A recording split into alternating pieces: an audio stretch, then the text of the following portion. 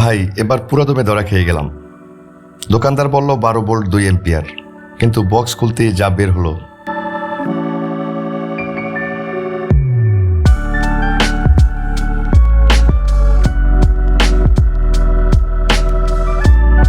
উপরে দেখতে বেশ ভালোই ফিনিশিং, বডিতে স্টিকার মারা আছে 12 ভোল্ট 2 এম্পিয়ার।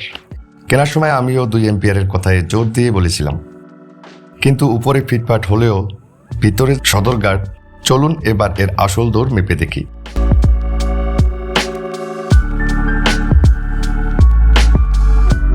টেস্ট করার জন্য আমি এই ভোল্ট এম্পিয়ার মিটার ব্যবহার করেছি।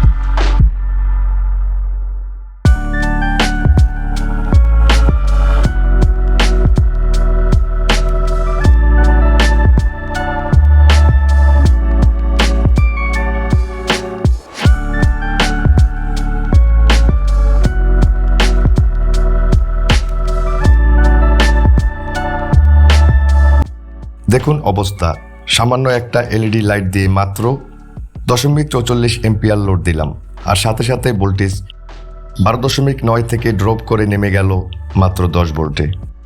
ভাইরে ভাই, যে জিনিস 1 এম্পিয়ার লোডে ধরে রাখতে পারে না, সে কিভাবে বডিতে 2 এম্পিয়ার স্টিকার লাগায়?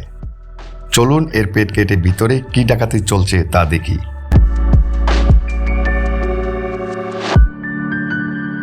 এই যে দেখেন, এর ভিতরে আসল কঙ্কাল, পুরো বোর্ড ফাঁকা, সেফটির জন্য কোনো ফিউজ নেই, কোনো ফিল্টার কয়েল নেই। আর সবচেয়ে বড় জালিয়াতিটা করেছে এর আউটপুট ফিল্টার ক্যাপাসিটরে।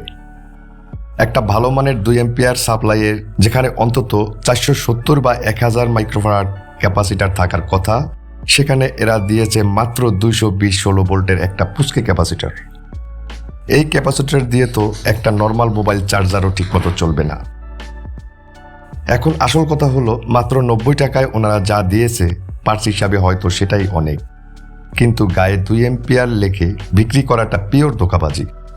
রাউটার বা ক্যামেরা চালাতে গিয়ে এই সস্তা অ্যাডাপ্টারগুলো কিন্তু আপনার শখের ডিভাইসটাই নষ্ট করে দিতে পারে।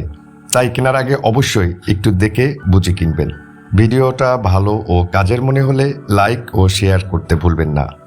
আর টেকনোলজির এমন ভিতরে সত্য জানতে পেজটি ফলো এবং চ্যানেলটি সাবস্ক্রাইব করে রাখুন। ধন্যবাদ।